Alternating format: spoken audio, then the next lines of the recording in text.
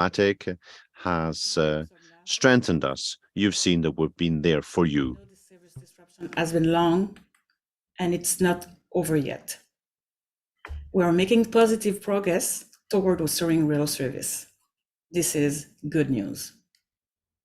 We continue to monitor our bus service, listen to our feedback, and make adjustments where possible to improve your trip.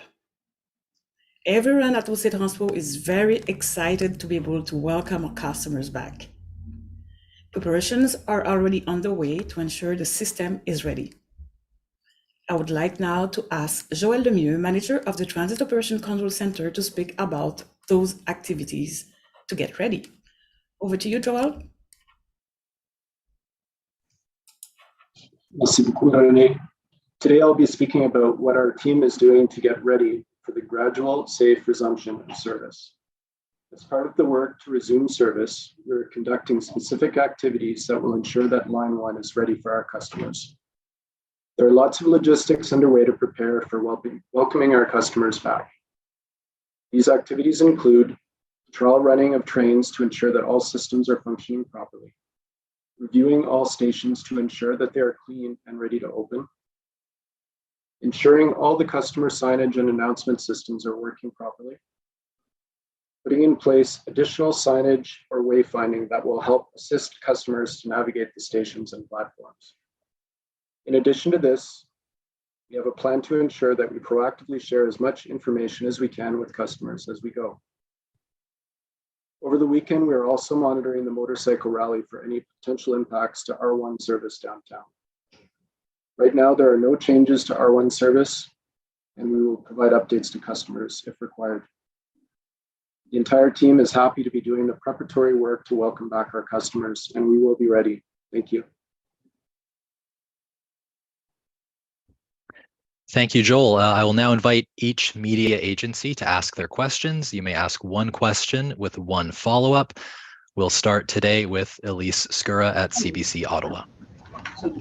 Thanks very much. My first question is about the risk assessment process. I'm just wondering, now that you've gotten a look at it, what kinds of risks were identified and how they're being addressed?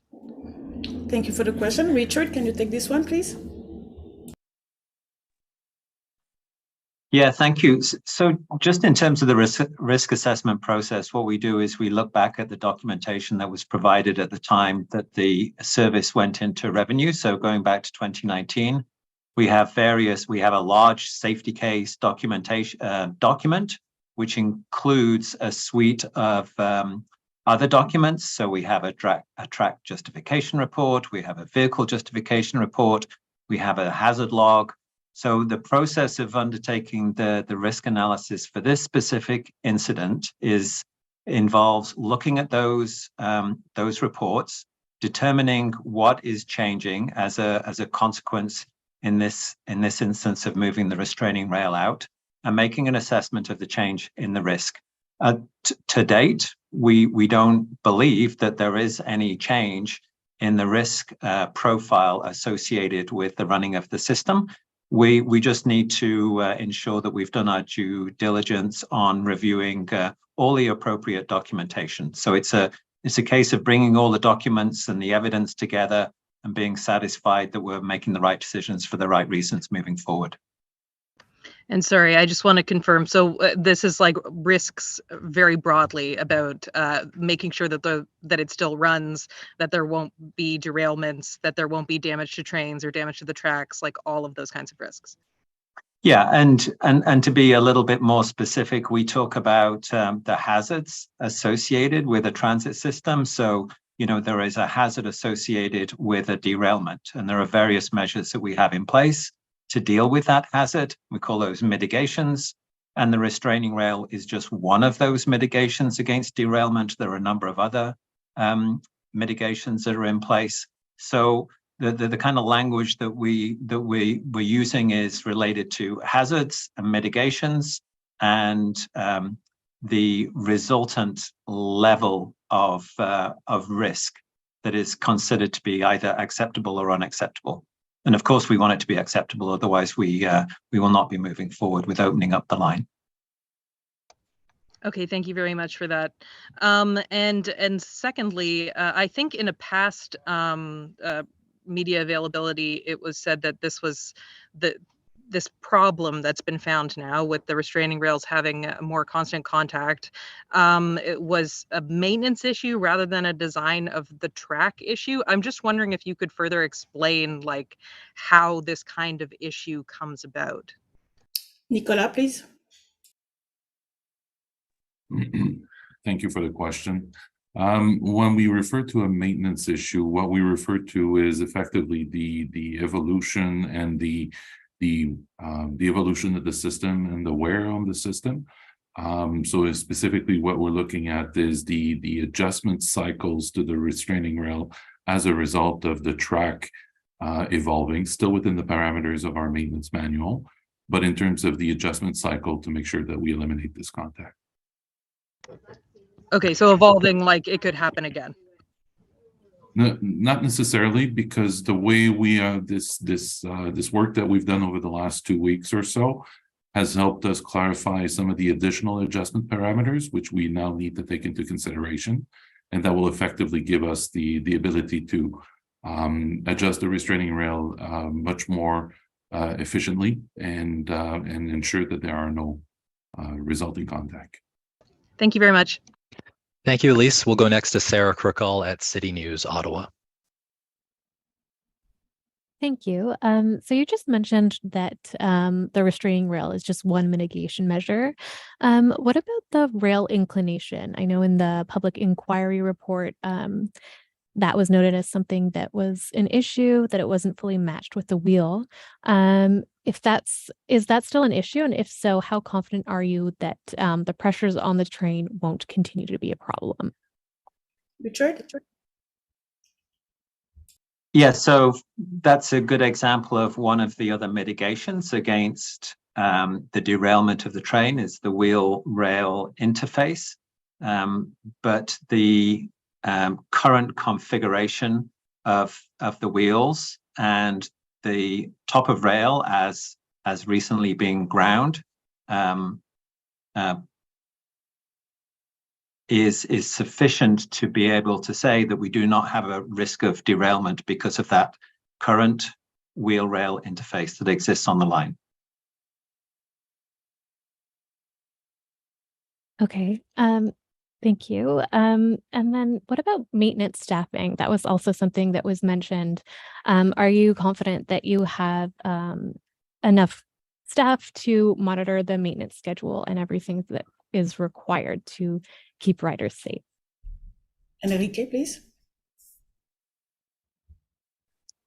Thank you for the question.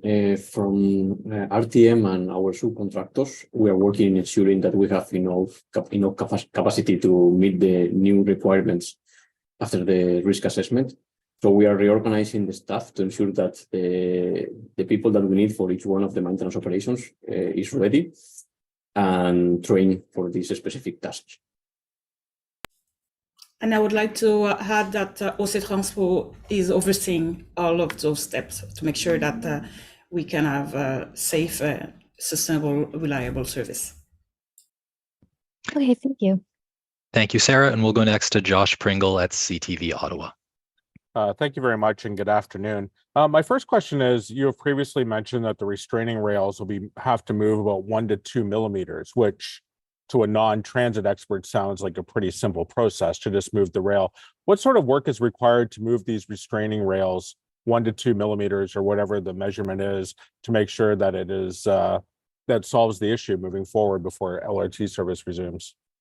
Enrique, please. Yeah, thank you for the question. Yeah, it's true that it seems relatively easy to move something 1 or 2 millimeters, but the reality is that the restraining rail is a very heavy steel profile that is bolted to the some components of the track, the superstructure. That means that it requires a significant amount of workforce, specialized machines, and also trained people in order to be sure that the final configuration of the restraining rail is the right one. So it's just a couple of millimeters, but we are talking about a lot of work to do that movement. When O train service does resume, hopefully on August 14th, it'll be 28 days since LRT service was shut down. And I know a lot of the focus has been focusing on this issue. Has OC Transpo and RTG been looking at any other outstanding maintenance issues that could be conducted along the rail and take advantage of the shutdown, or is everything up to date right now in terms of where you think everything needs to be for a safe operation of the system? Maybe Richard, you can take that one. Yeah, it's something that has been under discussion for several weeks now, almost as soon as we had the shutdown. Obviously, the focus has been very much on the work that we need to do to resume service, but we have taken advantage of the fact that we've not had trains in passenger service running on the main line. So there's a number of preventative maintenance activities that have taken place within the corridor. And we've also been able to get ahead a little bit on some of the stage 2 work at the Blair interface, where we're extending the line as part of the stage 2 construction. We've been able to give some extra space to the constructor EWC for stage 2. So that there has been other work activities for sure over the last 2 weeks. Thank you. Thank you, Josh. We'll go next to Joanne Locious at the Ottawa Citizen. So for the foreseeable future, will you be running the system on single cars?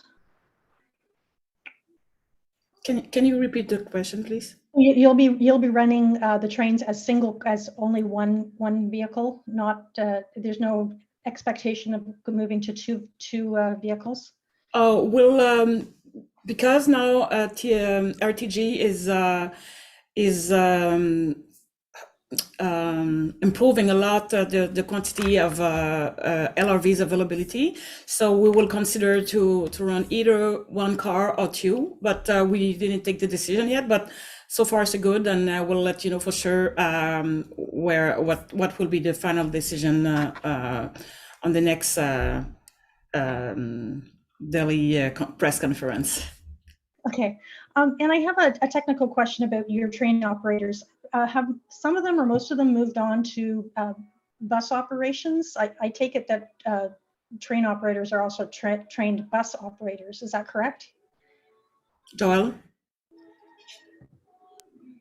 So at this point, there's 46 rail operators that have moved over to assist with bus. There's opportunities to bring back a few more, but we also require a fair number of rail operators still to do the testing and to support our customers and stations during this disruption. And what's the total number of train operators that you have? On line 1, it's I can't really give precise numbers, so we'll have to circle back with you on that one. Okay, thank you. Thanks, Joanne. You can reach out to the media relations team with questions of that nature later on as well. On va continuer maintenant avec Jean-Sébastien Marier. Jean-Sébastien Marier from Radio-Canada. Thank you very much. Before I ask my first question, could you perhaps summarize the nature of work that's required? You said you need to move the restraining rail by a couple of millimeters. Nicolas, could you answer that question, please, in French? I'll give it a go. I'll give it a go. Well, 1 or 2 millimeters seems to be very, very little, but you do have to understand that we're talking about steel rails here. We need specific equipment, specific machines. We have to make minute adjustments. We have to make sure we reposition the rail at the right place. So this is a sustainable solution for the long term, which will allow us to ensure passenger safety and to avoid contact between the wheels and the restraining rail. I could perhaps add additional information here. The restraining rail is held in place by brackets which are bolted into the ground. Each bolt has to be removed. They have to be moved. The brackets have to be moved. They have to be replaced, put back in a new position. The smaller the distance, the more difficult it is. So that takes specialist experts to do that work. Thank you very much. It was very clear. My first question, we received a list of 8 curves that seem to be problematic. Given the analysis that you've done, is it just 8 points in the network that require work? Well, there are 16 curves. This doesn't mean that each curve needs work. I would imagine that the list you have is the list of work that needs to be done. We'll have to look at each of the curves to make sure that each curve is compliant with Atkins recommendations. That's why we've said that we'll be doing tests. We want to make sure that the vehicles don't touch the restraining rail. Thank you very much. My second question from Mr. Gower.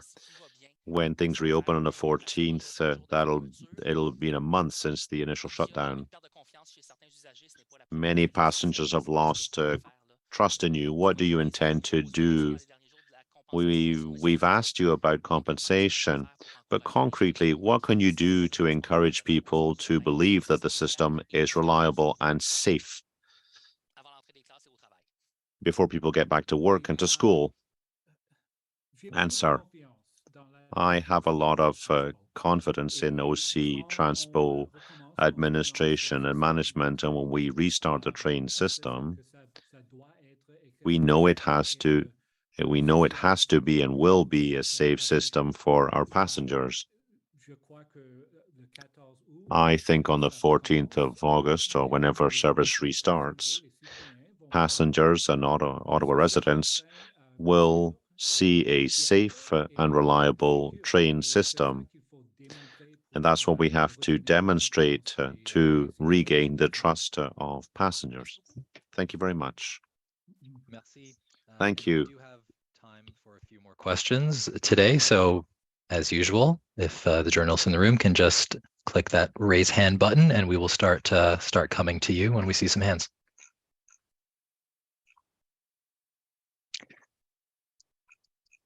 Elise Skura at CBC, you can go ahead. Hi, yes, thank you very much. My question is for RTG.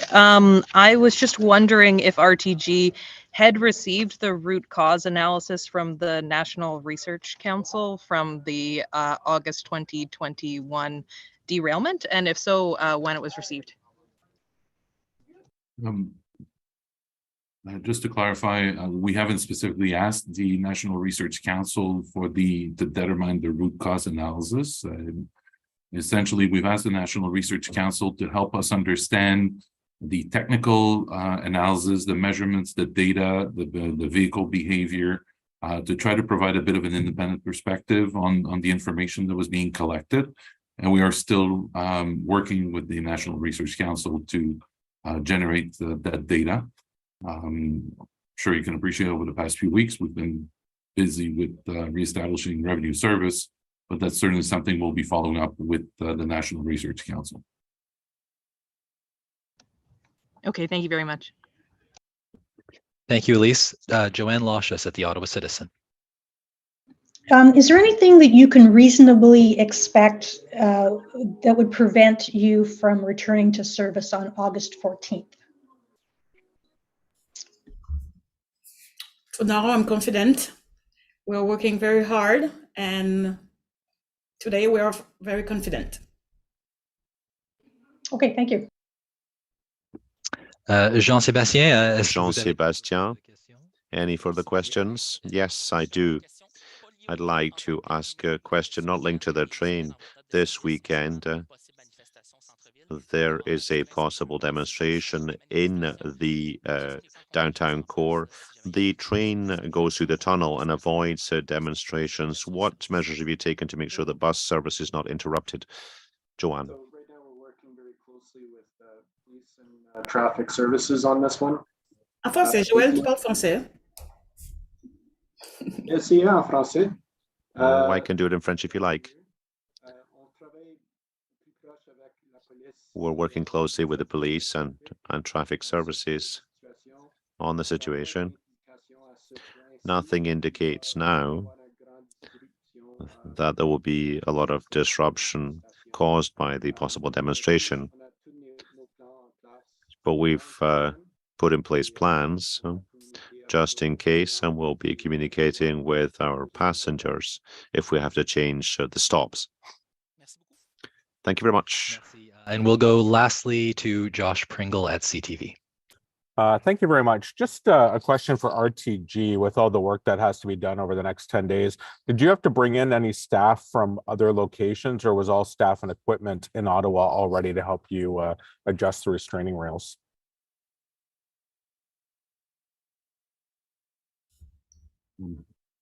Enrique, do you want to take this one? Yeah. Well, we are using the resources of our usual contractors, and also we are getting some extra resources from specialized companies in this sector. But I believe all of them are from Ottawa. Thank you. Thank you, Josh. And that's all the time that we have for today. Thank you to everyone for joining us. Have a great Thursday rather. Take care. Thank you.